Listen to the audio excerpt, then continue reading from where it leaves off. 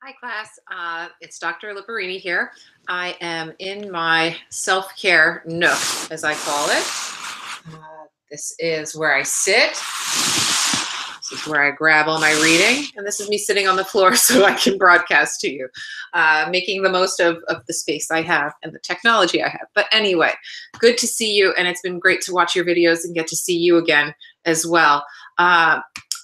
I thought I would share some of my self-care practices. I thought I promised to do that. And I know I told you about some of them at residency. So I figured, why not take part in the fun and do a little show and tell myself.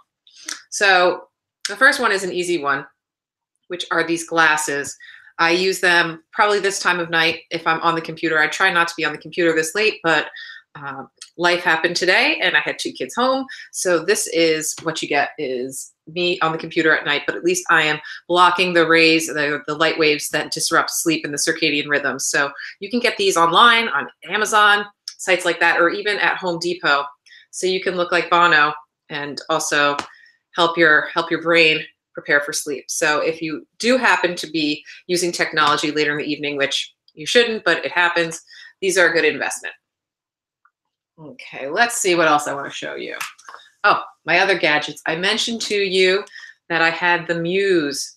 This is a brain sensing headband. It pretty much gives you feedback on your level of focus as you, it hooks up, you download an app and then you wear this beauty and it chirps. The level of chirping coincides with, how distracted you are. You can set it to different sounds. I've only tried it once in a practitioner's office, and I've had this since Christmas. So obviously one of my goals for the semester should be to actually use this. So it's charged up. I should use it. So if you're mad at me on a TD one week, you can ask me if I've used this and call me out if I haven't. So the next gadget is HeartMath, which you can look up HeartMath just as it sounds, one word.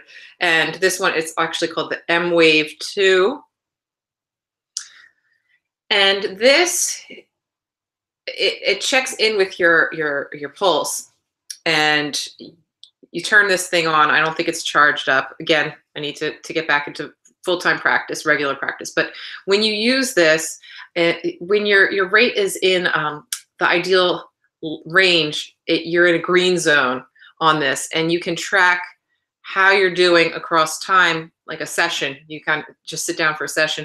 So as you're thinking about different things, you can see how your body, reacts to that. So for example, when I was doing this, last year, I was thinking about, fertility treatments and all that stuff. And yeah, I would be in the red zone. But when I thought about my son and reading him a book and something really relaxing like that I really enjoyed, I'd be in the green zone. So it can help you, one, become aware of what things, thoughts or memories keep you calm, and then you can recall them and bring them up to help yourself stay calm in different situations. So really great gadget as well. I should call them tools or something other than gadget because they are really powerful if used correctly, I guess. The next one is the Fisher-Wallace stimulator. A lot of headgear. Okay, so this one has these little electrodes that you put on like so. And then you turn on the device. You pick which level. So I need to wet these for the connection. So then this works, and you can do level 2 through 4.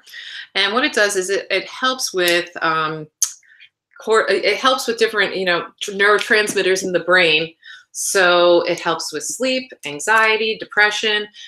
It can also help with pain management. So it can be used on other parts of the body besides putting it on your head for that purpose. It's covered by insurance for people with chronic pain conditions, and also covered under insurance for people with PTSD. So, there's a lot of research to support it.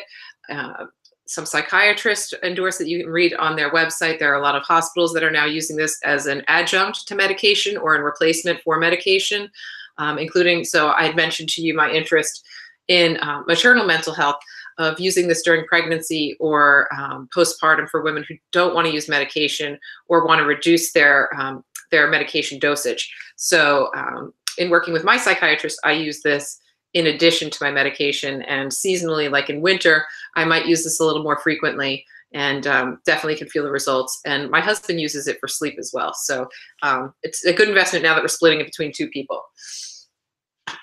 Okay, what else is in my repertoire?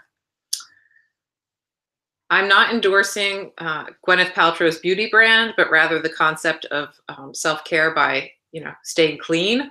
As ridiculous as it sounds, it's been really important to me to, do things like pamper myself with a nice, wash my face, and also take a shower every day. As a mom of 2 kids and working part-time, it's easy to skip things and, want to fall into bed or get moving on the day. But I try to do this because it's a simple way of taking care of myself, but makes a difference in how I feel.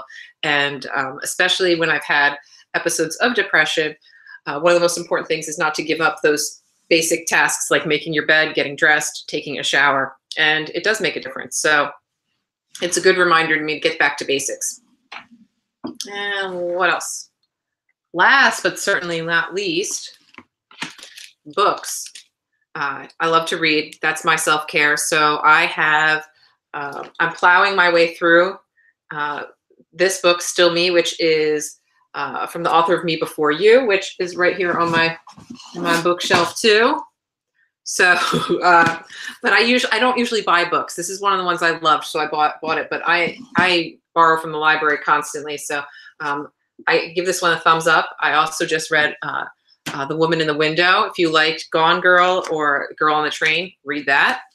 And looking forward to this one too. I heard good things. So reading. As I took you around my room, this is my reading chair. I try to get up here every night for at least maybe 20 minutes. I don't always do it, but I do try. And I don't know if you can see over here. You can see all my mess, but that's my meditation cushion. So I'm trying to get back into the practice of that as well. Even if I sit for 5-10 minutes, it's worth it.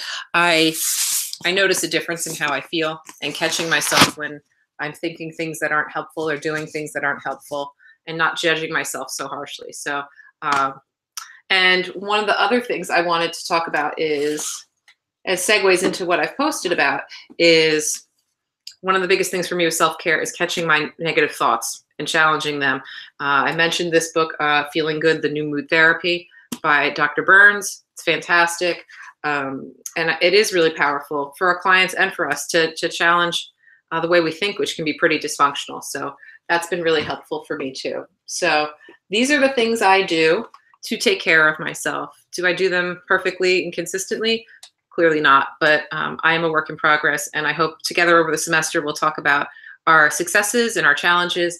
And this unit is really important because as counselors, we are the tool and we are the instrument. So if we're not taking care of ourselves, we really, it sounds cliche, but it's so true. How can we be there for someone else? So that's why we're spending a week or more on it and continuing to revisit it throughout the semester. So I hope you enjoy seeing a glimpse into my untidy master suite, but also a glimpse into my attempts at self-care, which are ongoing. So I'll see you back online, and maybe we'll do another video later this semester. I thought this was fun. So I will see you all back online. Bye-bye.